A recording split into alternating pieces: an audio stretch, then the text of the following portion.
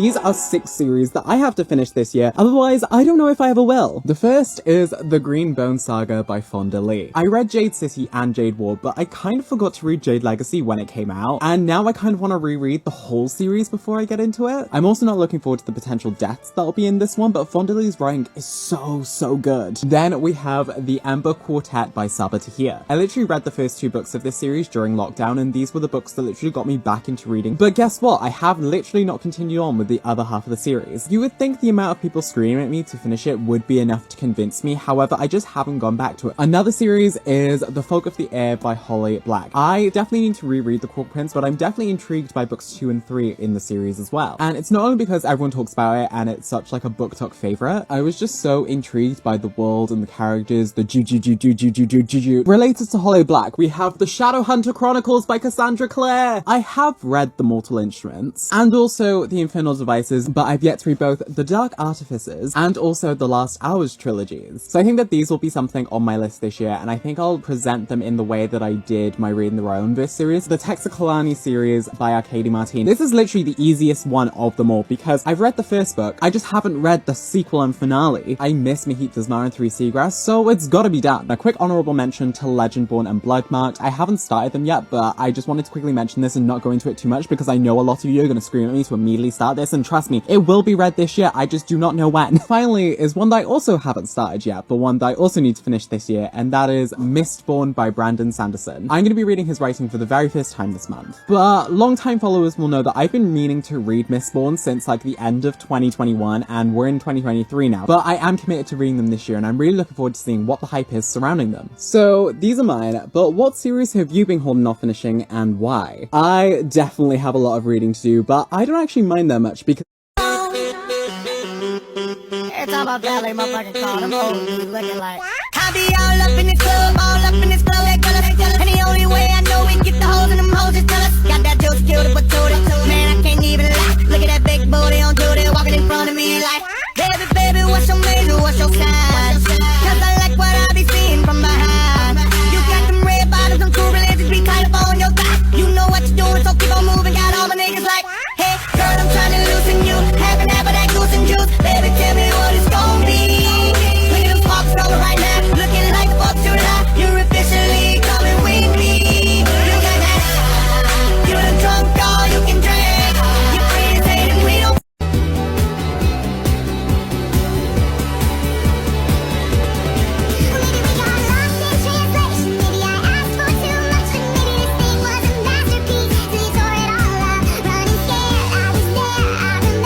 I got some book mail. I'm going to open it up with you. So I'm obsessed with hockey romance and I love dark romance. And I've recently just finished reading Brutal Obsession and Devious Obsession by S. Massery. So I jumped online and I ordered 3 more dark hockey romances. So I picked up A Dose of Pretty Poison, which is book 1, and A Drop of Pretty Poison by Kelsey Clayton. I came so close to saying A Drop of Pretty Pussy just then. Oh my gosh.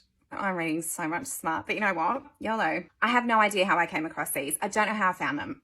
I was drinking wine at the time. Who fucking knows? Could have been anything. The third dark hockey romance that I picked up is Until I Get You by Claire Contreras. Listen to this. 3 years ago, she ruined my life. Now I'm going to ruin hers. With my dick. No, I'm kidding. It doesn't say that. But let's be honest, most of the time, that's kind of what happens. That's why I like it. Look, I'm certainly not reading it for the sport. No. And can I just say that considering these are dark hockey romances, I love that we've got discreet, inconspicuous covers so no one will know what you're reading. If you love hockey romance and you haven't discovered dark hockey romance yet, you need to jump on board the train. Choo choo, bitches. Last but not least, Penguin was so sweet and sent me Monica Murphy's new releases. Things I wanted to say but never did, and promises we meant to keep. So these are set in the same world as A Million Kisses in Your Lifetime. These are meant to be spicy reads. They're her new releases. Again, great covers. You can read them in public and no one will ever know. So thank you so much, Penguin. I'm very excited about these and look forward to reading them. Let me know if you guys have read any of these books and what you guys have bought most recently, and happy reading.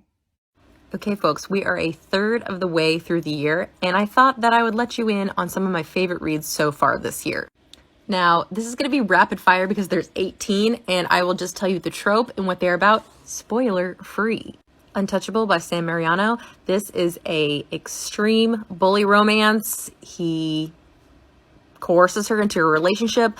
Lots of questionable CNC, dubcon, essay. Really makes you question who you are as a person and your morals. Why did I like him at the end? I really did. Next is Mile High and The Right Move by Liz Tom Ford. Liz Tom Ford knows how to write the perfect top tier book boyfriend. Mile High is enemies to lovers. She's a flight attendant. He's a professional hockey player. There's that. Right Move is fake dating, forced proximity, sister's best friend, enemies to lovers. Lots of tropes in that mix. And if you know anything about Ryan Shea, you know that he is very high on the book boyfriend list. Both kind of slow burns, but the spice is worth it. Then we have what is quickly becoming my favorite series of the year, the Hockey God series by S. Massery, which is brutal obsession and devious obsession. They are dark hockey romances. Yeah, you heard me right. Both are enemies to lovers, very much CNC. First one, some dubcon. The second one is all CNC. They both agree to it. These guys are absolutely nuts. They're bonkers. You're gonna want to read these. Both are extremely possessive, obsessive, touch her and eat vibes. I'm telling you, the spice in these books is off the chain, as the kids say. Next is The Choice by A. Jade. This is a love triangle. If you read the words, you know that this is Memphis and Skylar's origin story. I don't think I've ever disliked a villain more. Josh. We all know what happens to Josh. Check your trigger warnings. All three of these characters have extremely traumatic childhoods. Warning, this is a duet. Only the first one is out. We're all foaming at the mouth to get that second one. Please hurry. I'm very impatient. Then I read my first Mariana Zapata book this year. I chose All Roads Lead Here, and I don't know what she puts in these books. They're the slowest of burns. I'm telling you, not even like a smooch until 90%. And I cared not one single bit because I was very much into the story. This is age gap, grumpy sunshine, single dad trope. I was very much invested in her storytelling. I highly recommend. Go to part 2. It's not too much order to it. Some are read, some aren't. It's just how I decided to put them. This is my Ghost from York Merchants. Best book ever, so good. Then this is my CJ Tudor shelf, another little ghosty, fantastic author. If you've not read her, then I have my Junji Ito collection, if you like graphic horror. And then again, some hardbacks, Grady Hendrix, some other books, and then mass markets, and then normal hardbacks there. A lot of James Herbert there.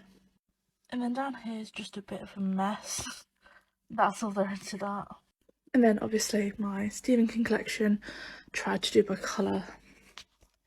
And then the nice covers on display there. And my W.H. Smith collector's edition there with a nice edition of it there. And then normal paperback and some series there. And then mass markets, old vintage ones. Dark Tower series I'm yet to read. Mismatch books there. And my horror earrings because I've not put them up yet. That is basically it in a short bit of it. So I tell myself,